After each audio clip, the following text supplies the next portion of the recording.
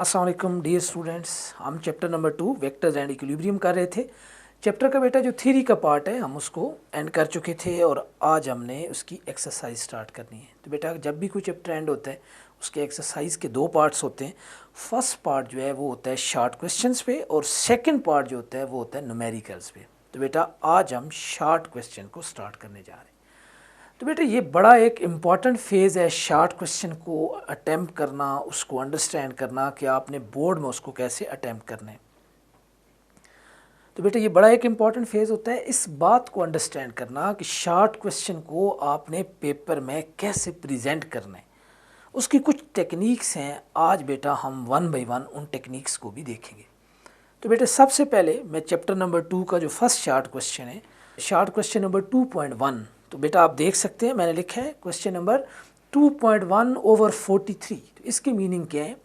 2.1 it mean that ये chapter second है, 0.1 mean ये फर्स्ट शॉर्ट क्वेश्चन है, स्लैश 43 की मीनिंग ये है कि ये जो आपकी टेक्स्ट बुक है उसका पेज नंबर 43 है। तो बेटा जो फर्स्ट शॉर्ट क्वेश्चन है वो है डिफाइन द फॉलोइंग टर्म्स। आप देख सकते हैं वो कौन सी टर्म्स है जिनको डिफाइन करना है। नंबर 1 वो कहते हैं यूनिट वेक्टर। तो बेटा ये बात हम चैप्टर की थ्योरी में पढ़ चुके हैं कि व्हाट इज़ यूनिट वेक्टर। अब आपने इसको डिफाइन करना है। वो क्या है? A vector whose magnitude is 1 in a given direction is called unit vector. बेटा मैं फिर से देखें, हमने क्या कहा? A vector whose magnitude is 1 in a given direction is called unit vector. तो बेटे अगर आप यहाँ तक लिखते हो तो आपको वो 2 मार्क्स अवार्ड नहीं करेगा। तो ज़रूरी है कि इसमें कोई ना कोई मैथमेटिकल स्टेप्स, कोई एग्जांपल, कोई चीज़ होनी चाहिए। तो बेटे इसका फार्मूला भी हमने देखा था। यूनिट वेक्टर का फार्मूला क्या था? A cap is equal to vector a over its magnitude. और इसकी फिर हम अगर एग्जांपल दें तो वो एग्जांपल क्या थी? There are 3 famous unit vectors which are i cap, j cap and k cap which are usually taken along x, y and z axes respectively. Mean x axis के along i कैप था, y axis के along j cap था और जो z axis outward उसके along क्या था? k cap. तो इट मीन्स दैट इस शॉर्ट क्वेश्चन का ये जो पार्ट है, फर्स्ट पार्ट है, ये इवन के as a short question itself भी आ सकते हैं। यहाँ पे पार्ट है बट ये पूरा शॉर्ट क्वेश्चन भी आ सकता है। तो आपने पहले डिफाइन करना है, फिर उसका फार्मूला लिखना है और फिर उसकी कोई एग्जाम्पल देनी है। इसी शॉर्ट क्वेश्चन 2.1 का सेकंड पार्ट है व्हाट इज पोजीशन वेक्टर। तो बेटा जो हमारा लास्ट लेक्चर है उसमें हमने पोजीशन वेक्टर को डिफाइन किया, a vector which locates the position of a point in plane और in space with respect to origin. वो वेक्टर जो किसी पर्टिकुलर पॉइंट की पोजीशन को शो करे उसे हम क्या कहते हैं? Position vector. डेफिनेशन हो गई। फिर हमने देखा था कि प्लेन जो होता है 2 डायमेंशन एक्स वाई प्लेन, उसमें जो ये पोजीशन वेक्टर है वो क्या था? अगर कोई पॉइंट हम चूज़ करें, आप देख सकते हैं मैंने एक पॉइंट चूज़ किया P और उसके 2 कोऑर्डिनेट्स हैं A और B। A उसका x कोऑर्डिनेट है और B उसका y कोऑर्डिनेट। तो इसका पोजीशन वेक्टर R क्या होगा? R is equal to A I cap, क्योंकि x एक्सिस के रंग है, प्लस बी जे कैप। तो ये है पोजीशन। अगर यही बात स्पेस में हो तो फिर क्या होगा? 3 कोऑर्डिनेट होंगे। Space mean 3D, x y और z, i j और k। तो वो आ जाएगा ए आई प्लस बी जे प्लस सी के। तो ये बेटा अगेन इसको भी देखें, पोजीशन वेक्टर को डिफाइन किया और मैंने उसकी 2 एग्जांपल्स दी हैं, एक प्लेन में और एक स्पेस में, और दोनों के साथ डायग्राम और फार्मूला भी लिखे। तो ये शॉर्ट क्वेश्चन की टेक्निक है कि आप एटलीस्ट उसकी डेफिनेशन, कोई ना कोई फार्मूला, हो सके तो कोई डायग्राम अपने शॉर्ट क्वेश्चन का पार्ट बनाना होता है।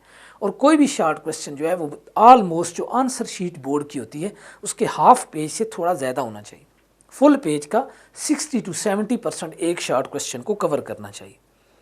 तो इसी पहले शॉर्ट क्वेश्चन का थर्ड पार्ट है कंपोनेंट ऑफ अ वेक्टर। तो बेटा रेजोल्यूशन ऑफ वेक्टर वाले टॉपिक में हमने पढ़ा था कंपोनेंट, ये अपने नाम से जाहिर है, a part of vector which is effective in a given direction. किसी वेक्टर का वो पार्ट जो किसी खास डायरेक्शन में इफेक्टिव होता है। हमने वहाँ पे भी 2 कंपोनेंट बनाए थे, फोर्स थी, उसके 2 कंपोनेंट थे Fx और Fy। तो हमने कहा था ये दोनों क्या हैं? कंपोनेंट्स हैं। तो ये बेटा आपका पहला शॉर्ट क्वेश्चन था, उसके 3 पार्ट थे। इनफैक्ट इस शॉर्ट क्वेश्चन के अंदर 3 शॉर्ट क्वेश्चन है। ये इंडिपेंडेंटली तीनों भी आ सकते हैं, 2 भी कह सकते हैं और 1 भी कह सकते हैं। तो ये बेटा आपका फर्स्ट शॉर्ट क्वेश्चन था। अब हम आते हैं सेकंड शॉर्ट क्वेश्चन की तरफ।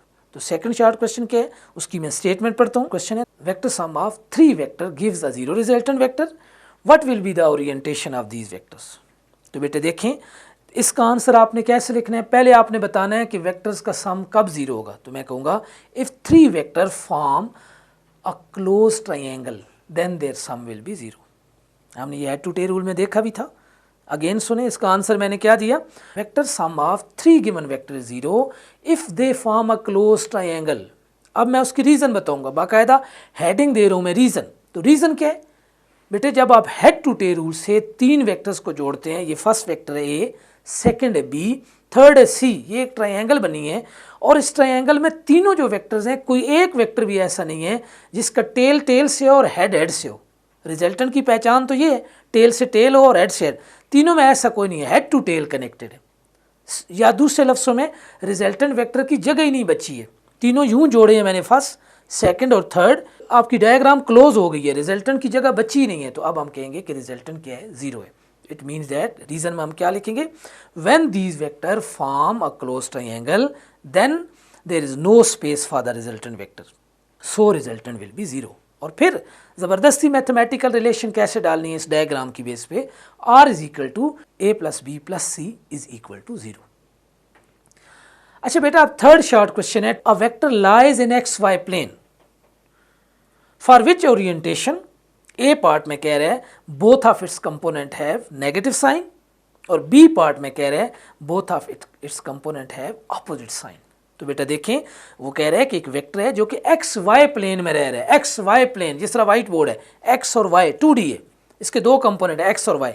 कह रहा है कि किस ओरिएंटेशन में वेक्टर हो कि दोनों कंपोनेंट नेगेटिव होंगे। तो बेटा हमने लास्ट लेक्चर में जब कार्टेशियन कोऑर्डिनेट सिस्टम पढ़ा जिसमें क्वाड्रेंट को डिस्कस किया, तो हमने वहाँ देखा था थर्ड क्वाड्रेंट में एक्स भी नेगेटिव होता है, वाई भी नेगेटिव। तो ये ए पार्ट का आंसर होगा कि if vector lies in third quadrant then both of its component X as well as Y will be negative.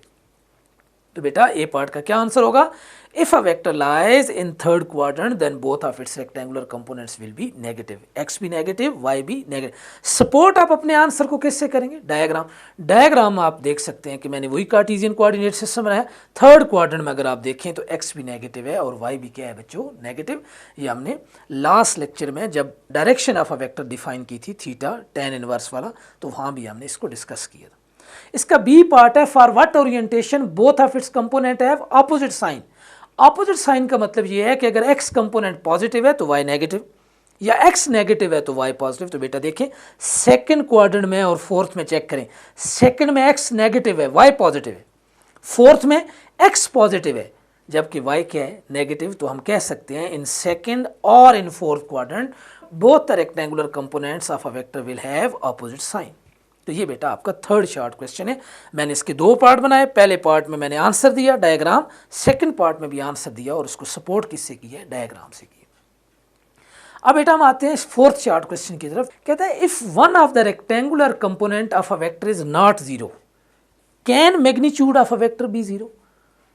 कह रहा है कि अगर वेक्टर के दो कंपोनेंट है एक्स और वाई, अगर एक जीरो ना हो तो क्या मैग्नीट्यूड जीरो हो सकती है।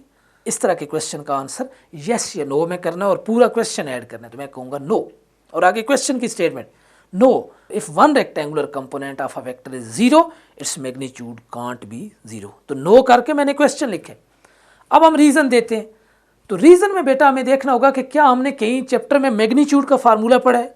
हाँ बिल्कुल पढ़ा है, vector A is equal to square root of A X square plus A Y square. ये इक्वेशन क्या कह रही है, इसको गौर से देखें। ये कह रही है कि जो ए है ये तो हो गई मैग्नीट्यूड, ये कब जीरो होगी, राइट साइड कहती है कि ये तब जीरो होगी जब ए एक्स भी जीरो होगा और ए वाई भी, जबकि वो क्वेश्चन में कह रहे हैं एक कंपोनेंट जीरो नहीं है तो क्या मैग्नीट्यूड जीरो होगी। तो बेटा ऐसा नहीं हो सकता, मैग्नीट्यूड ए कब जीरो होगी, जब ए एक्स भी जीरो हो और ए वाई भी क्या हो, जीरो। तो हमारा आंसर क्या था, no. If one component of a vector is not zero then magnitude can't be zero because magnitude will be zero if and only if both rectangular components are zero। Mean ये यूं ही समझ लें कि आपके दो business हैं, कह रहा है कि आपकी जो अर्निंग है, एक कारोबार आपका बिल्कुल अच्छा चल रहा है, दूसरा फ्लॉप हो गया, तो क्या आपकी अर्निंग जीरो हो गई है। तो आप लिखेंगे नहीं, अर्निंग जीरो नहीं है क्योंकि एक जीरो हुआ है ना कारोबार का पार्ट, दूसरा पार्ट तो एक्टिव है। तो अर्निंग आपकी तभी ज़ीरो होगी जब दोनों क्या होंगे, फ्लॉप होंगे। तो यहाँ पे भी मैं क्या कह रहा हूँ कि वेक्टर की मैग्नीट्यूड तभी ज़ीरो होगी जब दोनों कंपोनेंट एक्स और वाई दोनों क्या होंगे, ज़ीरो होंगे। सबसे इंपॉर्टेंट बात बेटा इस शॉर्ट क्वेश्चन में कि आपने आंसर को डेकोरेट कैसे करना है। तो देखिए मैंने पहले यस या नो की, फिर जो अपनी मेरी स्टेटमेंट है नो वाली उसको मैंने आर्गूमेंट दी है, रीज़न दी है, सॉलिड रीज़न दी है। कैसे रीज़न दी है? चैप्टर से मैंने फार्मूला ढूंढा है स्क्वायर रूट मैग्नीट्यूड वाला। वो फार्मूला कह रहे हैं कि उस फार्मूले में जो लेफ्ट हैंड साइड है वो तब जीरो होगी जब राइट हैंड साइड के दोनों पार्ट जीरो होंगे, और जबकि उसने तो हमें कहा है कि एक पार्ट जीरो नहीं है, लिहाजा हमारी मैग्नीट्यूड जीरो नहीं हो सकती। अब बेटा हम फिफ्थ चार्ट क्वेश्चन की तरफ आते हैं। उसकी स्टेटमेंट है can a vector have a component greater then the vectors magnitude. Again वो आपको क्वेश्चन पूछ रहा है कि क्या किसी वेक्टर का कंपोनेंट वेक्टर से बड़ा हो सकता है। तो बेटा वो यही क्वेश्चन कर रहा है, अगर मैं कहूँ कि क्या बेटा बाप से बड़ा हो सकता है, क्या जो आपका पंजाब प्रोविंस है क्या वो पाकिस्तान से बड़ा हो सकता है। तो कॉमन सेंस की बात है कि ऐसा नहीं हो सकता। तो हम इसी क्वेश्चन के पीछे नो या यस करेंगे, तो ऑब्वियसली नो आएगी। No, a vector can't have a component greater than vector's magnitude. तो बेटे अब मैं इसको रीजन में क्या कहूँगा, रीजन में मैं वही करूँगा कि since magnitude A is given by A is equal to square root of under root of A X square plus A Y square. Again मैं वही मैग्नीट्यूड का फार्मूला लिख रहा हूँ, और ये फार्मूला क्या कह रहा है कि देखें अगर एक कंपोनेंट जीरो हो भी जाए, let's say A x zero है, इस इक्वेशन में ए एक्स कंपोनेंट ही जीरो है, वेक्टर सारे का सारा अलॉन्ग वाई एक्सिस है, उसका एक्स कंपोनेंट जीरो है। तो अब इस फार्मूले में पुट करें तो क्या आएगा, magnitude A is equal to आएगी square root of zero square plus A Y square. इसको सॉल्व करें तो मैग्नीट्यूड किसकी इक्वल आएगी, ए वाई की। इट मीन दैट कि जो आपके वेक्टर्स की मैग्नीट्यूड है वो वाई कंपोनेंट इक्वल तो आई है लेकिन ग्रेटर कभी भी नहीं हो सकती। तो एक नई बात पता चली कि वेक्टर की जो मैग्नीट्यूड है वो कंपोनेंट के बराबर हो सकती है। पास पेपर का एक एमसीक्यू है, अगर एक वेक्टर एक्स एक्सिस के अलॉन्ग है तो उसका वाई कंपोनेंट क्या होगा, जीरो, और वो खुद अपना एक्स कंपोनेंट होगा। और अगर कोई वेक्टर वाई एक्सिस के अलॉन्ग है तो उसका एक्स कंपोनेंट जीरो होगा, वो खुद ही अपना कौन होगा, वाई कंपोनेंट। तो यहाँ पे भी यही हुआ, हमने क्या कहा, no a vector can't have a component having magnitude greater than its own magnitude. तो अब बेटा यहाँ पे क्या आएगा कि ऐसा कोई कंपोनेंट भी नहीं है जिसकी मैग्नीट्यूड वेक्टर से ज़्यादा आ जाए। ज़्यादा से ज़्यादा वेक्टर की इक्वल हो सकती है लेकिन उससे ग्रेटर नहीं हो सकती। तो बेटा आप देखें मैंने यस नो किया, रीज़न दी, फार्मूला लिखा और उसको डिस्कस किए। तो बेटा नेक्स्ट जो क्वेश्चन है 2.6 वो बड़ा इंपॉर्टेंट क्वेश्चन है, जितने अब तक हमने क्वेश्चन किए उन सब में से इंपॉर्टेंट शॉर्ट क्वेश्चन है। तो वो क्या कह रहे हैं, can magnitude of a vector have negative value. तो बेटा क्वेश्चन क्या है कि क्या कोई वेक्टर की मैग्नीट्यूड नेगेटिव हो सकती है। मैं कहता हूँ बेटा आपकी एज क्या, आप कहते हैं sir I am 16 year old, तो क्या आपकी एज -16 ईयर हो सकती। आप किसी शॉपकीपर के पास कहते हैं मुझे शुगर दे दें कितनी 5 kg, क्या आप ऐसा कह सकते हैं कि मुझे -5 kg शुगर दे। बेटा मैग्नीट्यूड कभी भी नेगेटिव नहीं होती।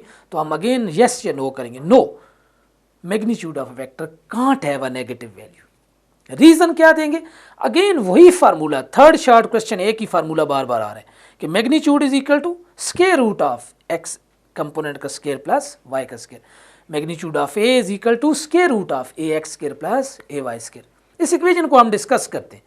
अगर बेटा इस इक्वेशन में एक्स और वाई कंपोनेंट दोनों में नेगेटिव कर दूं, आप थर्ड क्वाड्रेंट में ए एक्स भी नेगेटिव है, ए वाई भी नेगेटिव है, तो इस इक्वेशन में पुट करें, आप देख सकते हैं कि नेगेटिव का स्क्वायर पॉजिटिव होता है।